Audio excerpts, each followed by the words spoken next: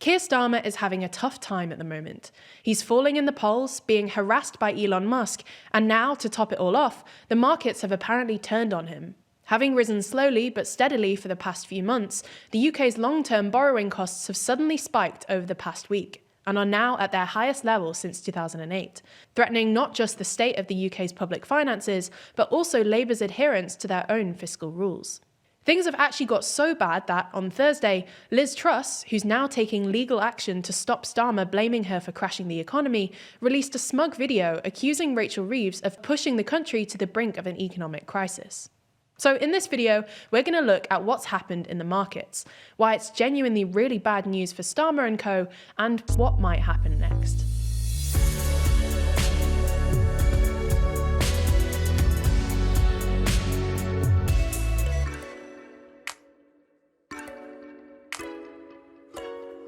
Explore which world leaders are winning and which are losing every week with our new podcast, The World Leader Leaderboard. Find it over on the TLDR Podcast YouTube channel or in your favourite podcast app.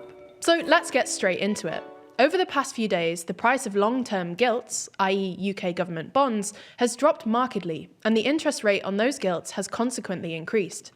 The yield on the 10-year gilt, for instance, which is basically the annual interest the government has to pay on bonds that mature in 10 years, has increased from about 4.5% at the end of last year to nearly 4.9% today, the highest since 2008. While the yield on the 30-year gilt has increased from about 5% at the end of last year to 5.4% today, again, the highest level since about 2008. In practice, this means that the cost of both borrowing new debt, especially long-dated debt, which is the sort of debt Labour will want to use to fund investment, and servicing the UK's pre-existing debt pile has increased pretty dramatically. So why is this? Well, the first thing to say is that this isn't just a UK-specific phenomenon. Borrowing costs are rising for lots of governments across the world at the moment, largely because over the past few months, investors have become more pessimistic about global growth prospects. You can sort of see this if you look at a graph of not just the UK's 10-year bond, but also the French, American, and German equivalents, and in every case, yields have risen over the past month or so. Nonetheless, as you can also see, the UK has seen a particularly steep increase in borrowing costs. As recently as September, our 10-year bond yield was lower than that of the US, but it's now higher. Something similar is true for 30-year bonds, where the spread, that is the difference between the US and UK yields, has risen to a recent high. Similarly, the pound has had a particularly tough time recently, falling to a 14-month low against the dollar. All this suggests that, while enthusiasm is broadly waning, investors are particularly down on the UK at the moment. So why is this? Well, there are both short-term and long-term pressures. In the short term, the recent growth numbers have been pretty miserable, provoking anxiety that the UK might be entering a period of economic stagnation, and will therefore struggle to pay off its debts. Other data suggesting that the economy is creating fewer jobs has provoked anxieties about a looming recession, and investors aren't sure how Starmer is going to meet his pledge to spend 2.5% of GDP on defence, which could be even higher if Trump gets his way. Inflation has also proved somewhat sticky, with year-on-year inflation coming in at 2.6%, up from 2.3% in October and a fair bit above the Bank of England's 2% target. This is largely due to another increase in energy prices, and it means that interest rates are now likely to stay higher for longer, creating another headwind to growth and therefore undermining the UK's ability to pay off its debts.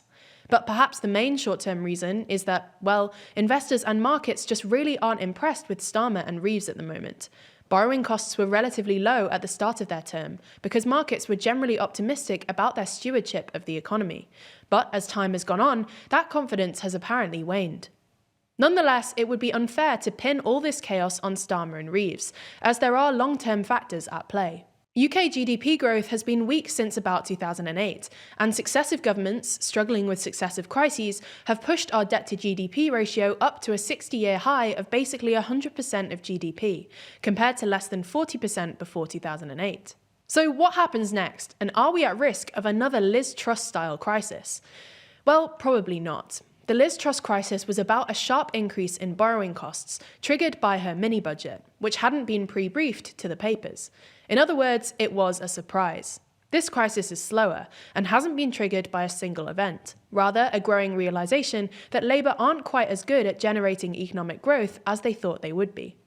Nonetheless, even if they're not at risk of a Truss-style crisis, it's still pretty terrible news for Labour, especially because of how all of this interacts with Labour's so-called fiscal rules, one of which requires the UK's debt-to-GDP ratio to be falling before the end of Parliament, or more specifically, that the Office for Budget Responsibility judges that the government's current fiscal plans will have debt-to-GDP falling by the end of Parliament. At the budget, which Chancellor Rachel Reeves delivered back in October, when borrowing costs were significantly lower, the OBR told Reeves that she had just £9.9 billion of so-called headroom. That is, the gap between her current spending plans and the metaphorical ceiling set by her fiscal rules. The OBR's next forecast is due in March, and if they decide that this headroom has now evaporated, which now seems very likely unless borrowing costs come down for some reason, then Labour will either have to cut spending or raise taxes to stay within their own fiscal rules, despite the fact that Reeves had previously said she only wanted to do one fiscal event in the year, at the autumn budget. Treasury insiders suggested to Bloomberg on Wednesday that Reeves will go for spending cuts rather than tax rises, but it's not clear that there are any politically easy cuts available, and the risk for Labour here is that they get stuck in an austerity doom loop, where cuts to public services mean lower growth, which means lower tax receipts, which forces more cuts to public services ad infinitum. It's a bit of a simplification, but in a way this is what happened to the Tories after 2008, and it's why austerity failed to bring down the UK's debt-to-GDP ratio.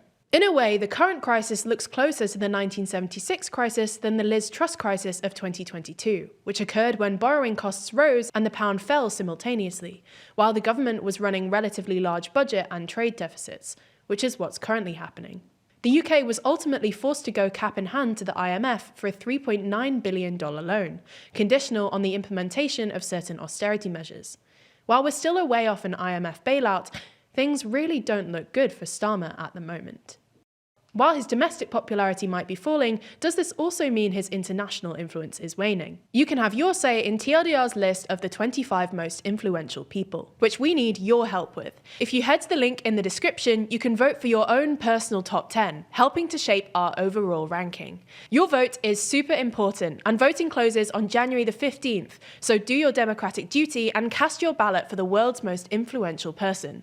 Also, if you're wondering why we're doing this, it's for the next issue of our magazine Too Long. That's because the next issue will contain the entire list, as well as fascinating articles about the top 25. Those won't just be boring profiles about each of the people either. There'll be interesting stories about who these people really are, where their power truly resides, and how they wield their influence. If you want to pre-order a copy of the magazine now, then you can click the link in the description to pick up a copy. Oh, and if you pick up a premium copy of the magazine, you'll also get access to our internal awards ceremony, where the team will first learn and react to your votes, live. Plus, you'll get to watch TLDR team members sit down to discuss their lists, fight it out and try to agree for once. You'll also get access to our behind-the-scenes podcast, The Bullpen, and get your name printed in the thank you section of the magazine. Anyway, find out more, cast your vote, or order a copy by clicking the various links in the description.